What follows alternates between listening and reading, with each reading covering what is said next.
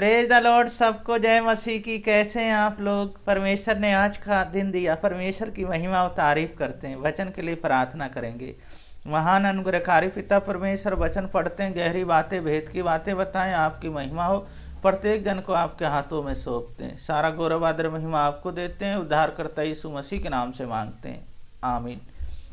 वचन पढ़ेंगे योएल 1 अध्याय 14 पद से 20 पद तक। उपवास के दिन ठहराओ, महासभा का प्रचार करो, पुरनियों को वरन देश के सब रहने वालों को भी अपने परमेश्वर यहोवा के भवन में इकट्ठा करके उसकी दुहाई दो। उस दिन के कारण हाय, क्योंकि यहोवा के दिन निकट है। वे सर्वशक्तिमान की ओर से सत्यानाश का दिन होकर आएगा।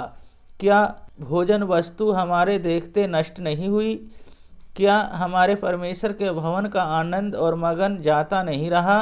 बीज ढेलों के नीचे झुलस गए, भंडार सूने पड़े हैं, खेत गिर पड़े हैं, क्योंकि खेती मर गई। पशु कैसे कहराते हैं, झुंड के झुंड गाय बैल विकल हो, क्योंकि उसके लिए चराई नहीं रही। झुंड के झुंड भेड़ बकरियां, क्योंकि उसके लिए चराई नहीं रही। झुंड के झुंड भेड़ बकरियां पाप का फल भोग रही हैं। हे यहोवा, मैं तेरी दुहाई देता हूँ, क्योंकि जंगल की चराई आग का कौर हो गई और मैदान के सब वृक्ष ज्वाला से जल गए। वरन पशु भी तेरे लिए हाँफते हैं, क्योंकि जल के स्रोत सूख गया और जंगल की चराइयाँ आग का कौर हो गई। इस वचन को पढ़े जाने को परमेश्वर आशीष दें।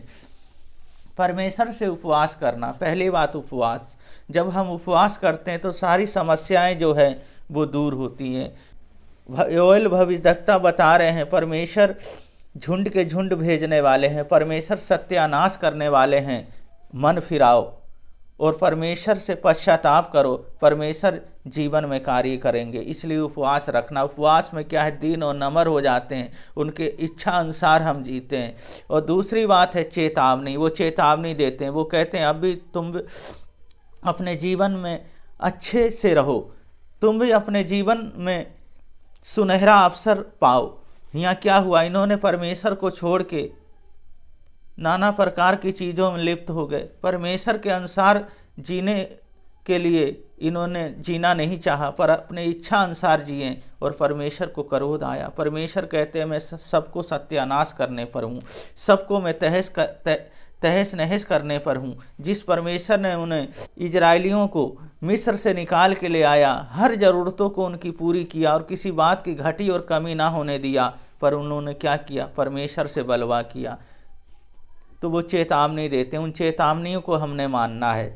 तीसरी बात है बदलाव। बदलाव आना चाहिए। जब हमारे अंदर, जब हम परमेश्वर के साथ चल रहे हैं, परमेश्वर के सम्मुख चल रहे हैं, जब हमारे अंदर बदलाव है तो उनका बड़ा हमारे अंदर काम है। बदलाव, उन पापों और गुनाहों को छोड़ना है, परमेश्वर के अनुसार हमें जीवन जीना है और परमेश्वर जैसे हमें कहते हैं वैसे हमें जीवन जीना है। इसी तरह जब बदलाव है तो परमेश्वर एक बड़ा कार्य करते हैं। पहली बात है उपवास, उपवास रखना हमें। दूसरी बात है चेतावनी, वो हमें चेतावनी देते हैं। तीसरी बात बदलाव। ये तीनों बातें हमारे अंदर है तो हमारे अंदर एक आनंद, एक खुशी होगी और उनकी सामर्थ्य से हम भरे होंगे, सारे कार्य हमारे सही होंगे। उपवास और प्रार्थना के दिनों में यही है। जब उपवास और प्रार्थना करते हैं, परमेश्वर की महिमा करते हैं, परमेश्वर की योजना में भरते जाते हैं और परमेश्वर के अनुसार हम जीवन जीते हैं, क्योंकि उपवास ही हमारे लिए परमेश्वर एक मजबूती देते हैं। उपवास है जो हमें सामर्थ्य भरते हैं। उपवास है जो हमें एक नया दिन दिखाता है। उपवास है हम नए बनते जाते हैं, क्योंकि उपवास के अंदर सामर्थ्य है, उपवास के अंदर योजनाएं हैं परमेश्वर की। जब हम दीन हो जाते हैं, जब उनके सम्मुख जाते हैं और अपनी इच्छा नहीं परमेश्वर की इच्छा जीते हैं, परमेश्वर की इच्छा के अनुसार हम जीते हैं, तो परमेश्वर है हमारे जीवन में एक बड़ा कार्य करते हैं। प्रार्थना करेंगे।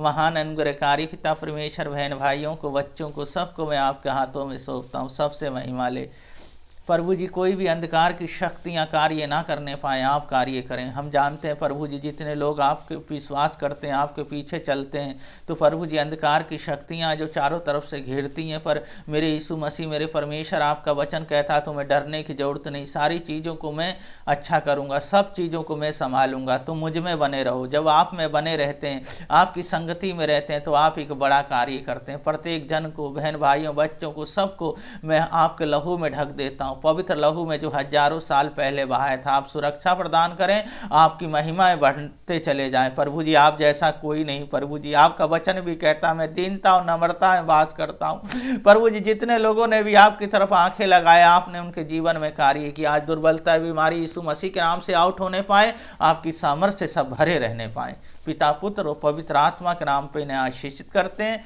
सारा गौरव, आदर, महिमा आपको देते हैं। उद्धारकर्ता यीशु मसीह के नाम से मांगते हैं, आमीन। परमेश्वर के वचन में बने रहें, परमेश्वर की महिमा करते रहें। परमेश्वर ही हैं जो हमें सुरक्षा प्रदान करते हैं। परमेश्वर आप लोगों को बहुत बहुत आशीष दें, वलेश करें। सबको जय मसीह की।